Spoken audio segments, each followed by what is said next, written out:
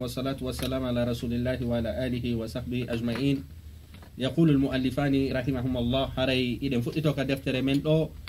نحو الواضح ده دفتر بيتين نحو الواضح يلا يرمى بكرمكو بديدو دو وكلني بين ها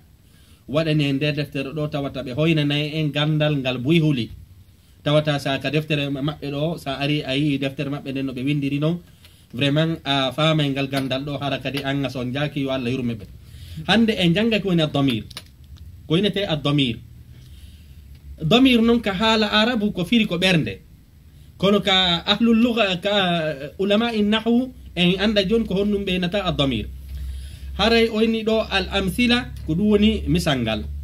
oyni ana la ata'akhkharu fi as-sabah min an-notako bimbi ko doni mi retardata bimbi nahnu na'rifu al-wajiba meden andi ko waddi أنت تحب الوطن أنهد هدي ليدي ماندي أنت تطيعين المعلمة أن أوصناجو هدا دفتي ما هدا دفتو جنوون ما أكرم المعلم إلا إياك ألاك أريتد دي جنو سيونا عن هو مولع باللعب أو كهدو دو كفيتو دو كهدو قول هوا واسيون دي فيتا يوني ودو نوين مولع أنكوا wembi do fi jundaru jonnon lega o inni ad-damir ko woni damir ismun ko inde jaka ngandi damir ko non ko ism jonnon ko mi inu ad-damair enen jangino ko fuddorde ada daftar al-damair wa ismu al-ishara wa asma' ash-shart wa huruf ash-shart kullaha mabniya di foko di bina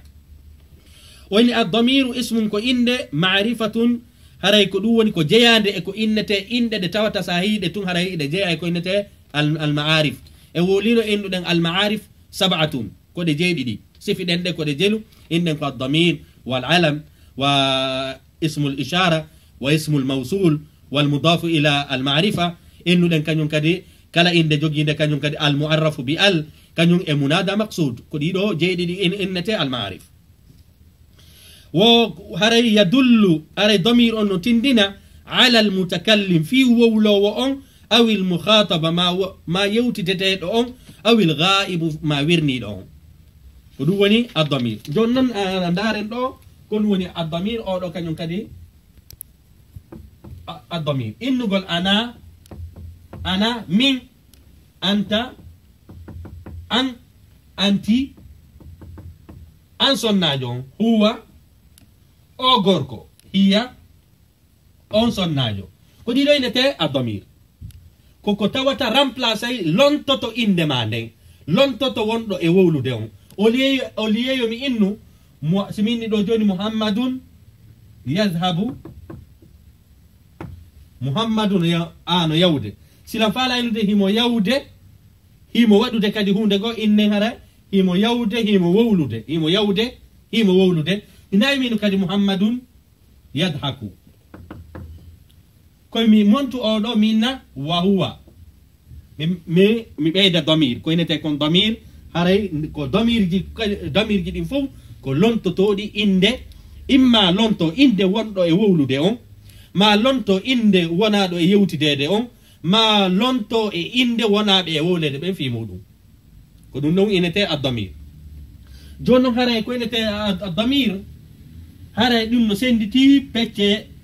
pecce didi ka hala arabu ad-damir ko inete no senditi pecce didi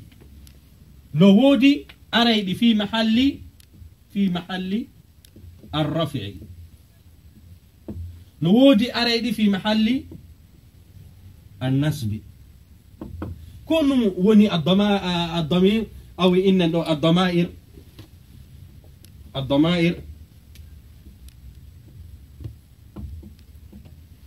ad-damair hide mari goddi ko wowlowo on di lontoto hide mari goddi ko wonado e wowlede mum on di lontoto wano simini do joni ana o do ko lonti do wala min simini do joni iyaya o do kanyum ko fi halati an-nasbi ka wonayno maf'ulun bihi fo ko ka wonayno ko inete kon ka français complément fo si tay woni adda o do ko o do addata ɗiɗo kañum ko wona ɗi e ka maf'ulun bihi ka fi halati nasbi في حالة النصب أنا جانجينو كنت في حالة النصب سكو مفعول به كونان دي بيجي kala ka wonata fi halati annasbi ana on ko yo wontu iyaya anta on ko yo wontu iyaka enen en yewtay darsu khas fi majji haray ko fameten do ko wonde ma ad-dama'ir ko remplace aydi fi imma wawlo on maadi lonto fi wona do e wawlede hore mum on fi mahalli an-nasbi haray o do kanyum kadi do adar joni non si tay woni lallirbaade do ana enen inni do ana do ko fi goto ko fameten do ko do janguden fi mudum o do non kanyum kadi si tay woni ko aray di fi wawlo on hino senditidi hino ano senditi tati no wodi fi wawlo harako o mufrad harako aden goto woni haalde no wodi al musanna harako himbe dido woni e haalude no wodi al jam'u harako buy woni e haalde si tawi woni innen do ko anta innen do hara innen do ko anta do ko goto antuma onon dido antum onon oyi odo foko goto a ko sertiri odo foko be wanda e yewtudude kono do ko goto do ko dido do ko tato simini do joni nahnu menen do mido tawa e wonbe e haalde ben do minna kanyum kadi nahnu do kanyum kadi minna nahnu on kanyum sanzata e je tende den fu kono simini do joni hum inne huwa do minna do huma do minna do hum huwa kanko gorko on momi woni e wolo fi mum wala do on huma kambe worbe dido be ala do ben hum kambe